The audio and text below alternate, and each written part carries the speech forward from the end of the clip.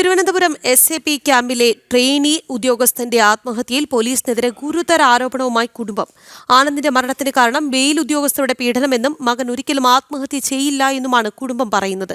സംഭവത്തിൽ മനുഷ്യാവകാശ കമ്മീഷനും മുഖ്യമന്ത്രിക്കും പോലീസ് മേധാവിക്കും പരാതി നൽകുമെന്നും കുടുംബം ജനം ടിവിയോട് പ്രതികരിച്ചു. ഇക്കഴിഞ്ഞ 18-നായിരുന്നു RTPC ട്രെയിനി ഉദ്യോഗസ്ഥൻ ആനന്ദിനെ തൂങ്ങി മരിച്ച നിലയിൽ കണ്ടെത്തിയത്.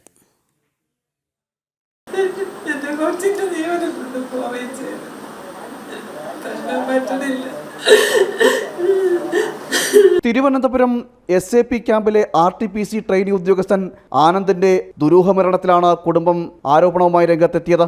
മകൻ ആത്മഹത്യ ചെയ്യില്ലെന്നും മരണത്തിന് പിന്നിൽ ദുരൂഹതയുണ്ടെന്നുമാണ് കുടുംബം ആരോപിക്കുന്നത്. ഇക്കഴിഞ്ഞ 18-ാം തീയതിയാണ് ആനന്ദിനെ SAP ക്യാമ്പിൽ തൂങ്ങിമരിച്ച നിലയിൽ കണ്ടെത്തിയത്.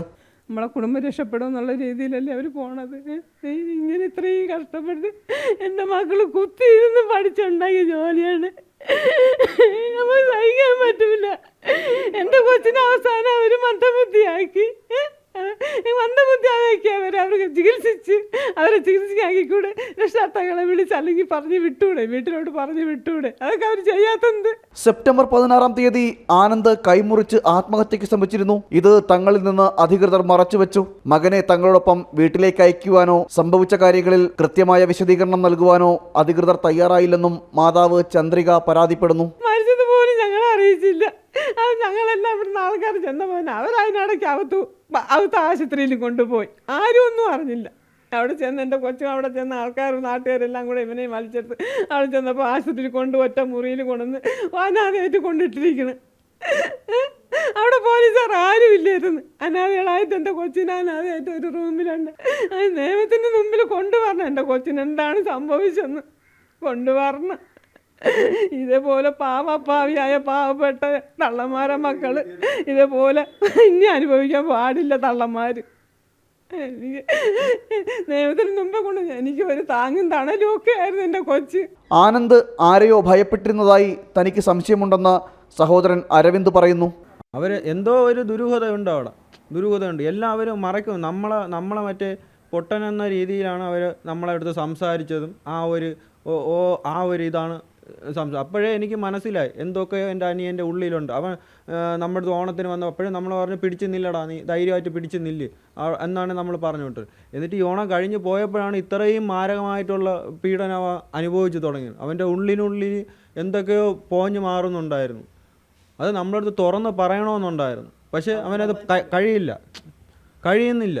തിരുവനന്തപുരം വിതുര കലിപ്പാലം സ്വദേശിയാണ് മരിച്ച ആനന്ദ്. പിതാവ് അശോകൻ നേരത്തെ മരണപ്പെട്ടു. അമ്മയും രോഗിയായ സഹോദരനും അടങ്ങുന്നതാണ് ആനന്ദിന്റെ കുടുംബം. മരണത്തിലെ ദുരൂഹത നീക്കണമെന്നാവശ്യപ്പെട്ട മുഖ്യമന്ത്രിക്കും മനുഷ്യാവകാശ കമ്മീഷനും സംസ്ഥാന പോലീസ് മേധാവിക്കും SC/ST കമ്മീഷനും പരാതി നൽകുവാനൊരുങ്ങുകയാണ് ആനന്ദിന്റെ കുടുംബം. അമ്മയെയും സഹോദരനെയും കഷ്ടപ്പാടിൽ നിന്നും ദാരിദ്ര്യത്തിൽ നിന്നും മോചിപ്പിക്കണമെന്ന ആഗ്രഹത്തോടെ പഠിച്ച് മിടുക്കനായ ഒരു യുവാവാണ് പാതിവഴിയിൽ ജീവിതം അവസാനിപ്പിച്ചത്. ഇതിൽ ദുരൂഹതയുണ്ടെന്നാണ് കുടുംബം ആരോപിക്കുന്നത്. ഉന്നതരുടെ പീഡനമാണ് മരണത്തിൻ്റെ കാരണമെന്നും കുടുംബം പറയുന്നു. ഇതിൻ്റെ സത്യാവസ്ഥ കണ്ടെത്തണം എന്ന് തന്നെയാണ് കുടുംബം പറയുന്നത്. വിജയം സായിക്കൊപ്പം പ്രശാന്ത് ശങ്കരമംഗലത്ത്, ജനം, തിരുവനന്തപുരം. വാർത്ത വിശദാംശങ്ങളുമായി വാർത്ത റിപ്പോർട്ട് ചെയ്ത പ്രശാന്ത് ശങ്കരമംഗലത്ത് നമുക്കൊപ്പം ചേരുന്നുണ്ട്. പ്രശാന്ത്, ആ കുടുംബവുമായി പ്രശാന്ത് സംസാരിച്ചിരുന്നതാണ്. അവരുടെ നിസ്സഹായ അവസ്ഥ നേരിട്ട് കണ്ടറിഞ്ഞു മനസ്സിലാക്കിയതാണ്. ആ കുടുംബത്തിന് ഇനി ആ മകന് നീതി കിട്ടണം, അതാണ് അവരുടെ ആവശ്യം. മകൻ ഒരിക്കലും ആത്മഹത്യ ചെയ്യില്ല എന്നവർ ആണയിട്ട് പറയുന്നുണ്ട്. മേലുദ്യോഗസ്ഥന്റെ പീഡനം ചൂണ്ടിക്കാട്ടുന്നുണ്ട്. എന്തൊക്കെ കാര്യങ്ങൾ അവർ വിശദീകരിക്കുന്നു? രാഖി, രോഗിയായ സഹോദരനും അതോടൊപ്പം തന്നെ പ്രായമായ മാതാവിനും ഒരു താങ്ങായി വരും എന്ന് ആയിരുന്നു കുടുംബം കരുതിയത്. ആനന്ദിൻ്റെ കാര്യം വിധി മറ്റൊന്നായി മാറുന്ന ഒരു സാഹചര്യമാണ് ഉണ്ടായത്.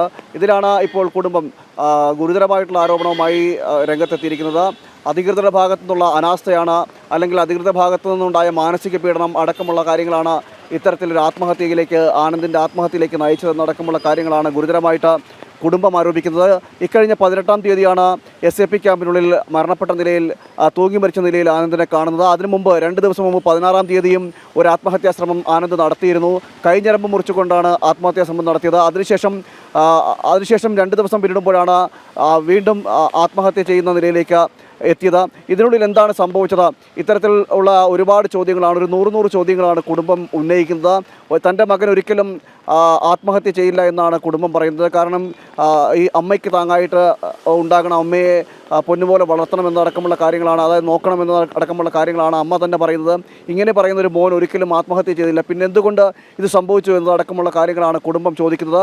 ഈ കൈഞ്ഞരമ്പ് മുറിച്ച് ആത്മഹത്യാ ശ്രമം നടത്തിയ സമയത്ത് ആ സമയത്ത് പോലും കൃത്യമായ രീതിയിൽ ഒരു വിവരം ധരിപ്പിക്കുവാൻ തീർച്ചയായും പ്രശാന്ത് സമയപരിമിതി ഉള്ളതുകൊണ്ട് മാത്രം ഇടപെടുകയാണ്.